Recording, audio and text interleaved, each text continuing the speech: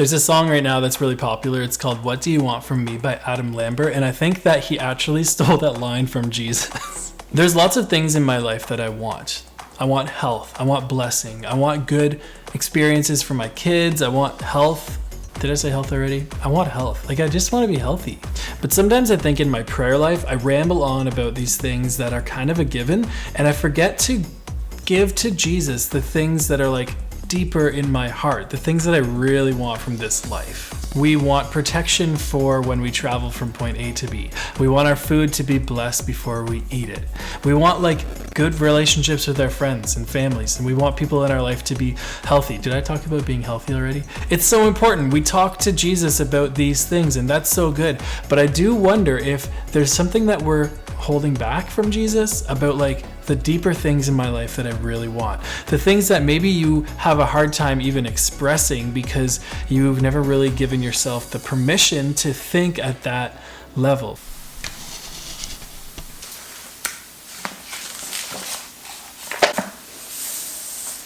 In the book of Mark, there's an account of Jesus performing a miracle, and there's lots of accounts of Jesus performing miracles, and I love stories of miracles. I believe personally that miracles actually happened in reality, that things that were like impossible actually changed, and Jesus performed a real true miracle. I think that actually happened. But sometimes when I read one of these accounts, I'm like, that's great. Like, what do I do with that? What do I do with this? Is it just to help me believe that Jesus is capable of doing more than I ask or can imagine? Or is there something more to these miracles?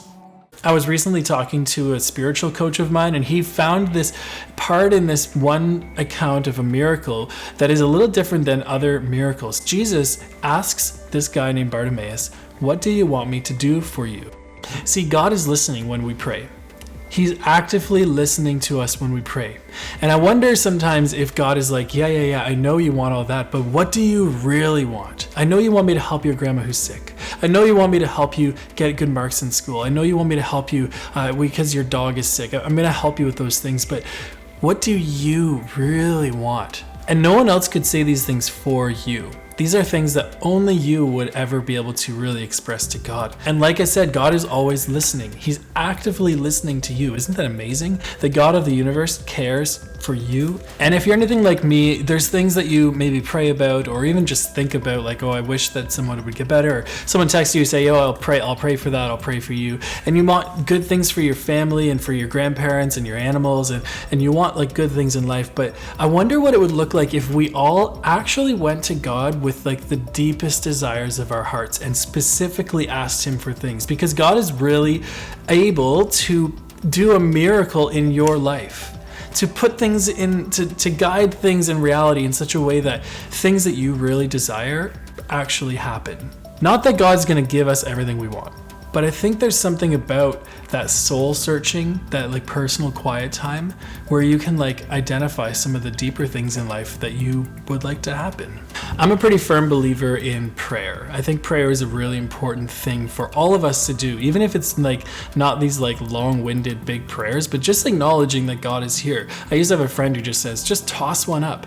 Toss one up, because God is alive and active in our world. He's alive. He's here even now with us. And I think that it's so important for us to take that reality and also acknowledge that verbally, like, God, you are here, you're listening. And to bring him, to bring God, these deep desires of our hearts, like that's an amazing privilege that we have. And so my question for you today, if Jesus was here asking right now to you, what is it you want me to do for you? What would you say to him? If you're new to this channel, make sure you hit subscribe so you don't miss a video, and I will see you in the next one.